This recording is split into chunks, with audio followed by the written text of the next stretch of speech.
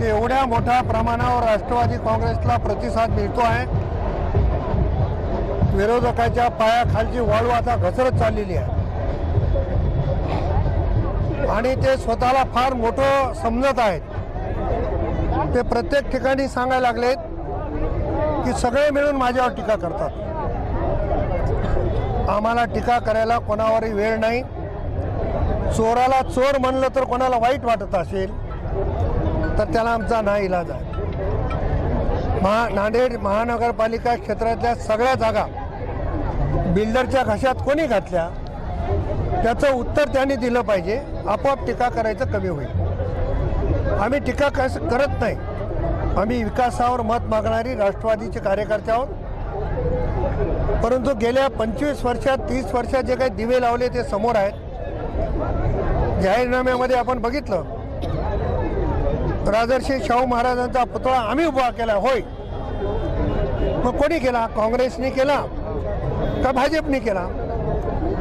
एखादा व्यक्ती दुसऱ्या पक्षात गेल्यामुळं तो पक्षापेक्षा मोठं दाखवण्याचा जो हा प्रयत्न आहे ही भारतीय जनता पक्षाची मंडळी ओळखून आहे। नांदेडची भाजप ही प्रायव्हेट लिमिटेड भाजप झालेली आहे, त्याच्यामुळं त्यांना लोक कंटाळले म्हणून त्यांची ती नेहमीची चाल आहे की भावनिक व्हायचं, माझ्यावर टीका करायलेत। आम्हाला वेळ नाही कोणावर टीका करायला, आम्ही टीका करणार नाही, पण वास्तव लोकांच्या समोर आलं पाहिजे ही आमची भूमिका आहे। आदरणीय अजितदादा पवारांच्या नेतृत्वात, आदरणीय तटकरे साहेबांच्या नेतृत्वात नांदेड जिल्ह्यामध्ये राष्ट्रवादी काँग्रेस जिंकेल असा आम्हाला आत्मविश्वास आहे। मुख्यमंत्री देवेंद्र फडणवीस म्हणाले होते अशोक चव्हाणच्या नेतृत्वात नांदेडचा विकास झाला असे भाषणात म्हणाले। देवेंद्र फडणवीस साहेबांचं जर पूर्ण भाषण ऐकलं तर ते म्हणाले की 70 वर्षामध्ये डासाचं जे साम्राज्य झालंय नांदेडमध्ये ते पण दूर करायचे आहे। मग याचं क्रेडिट हे अशोक चव्हाणांनी घेतलं पाहिजे ना, आणि हे मुख्यमंत्री म्हणाले।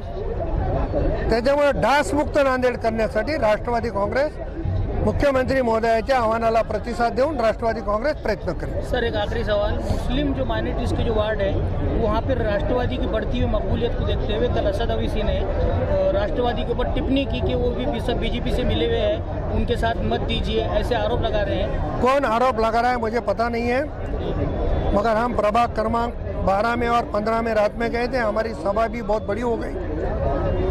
हम किसकी बी टीम नहीं है, हम किसको खड़े नहीं करना चाहते हैं। हमारी पार्टी सेकुलर है, सेकुलर पार्टी के नाम पे लोग वोट दे रहे हैं। बीजेपी को जीतने का डर है, उसके लिए उन्होंने बी टीम खड़ी की है। अभी पूरी जनता जानकर है।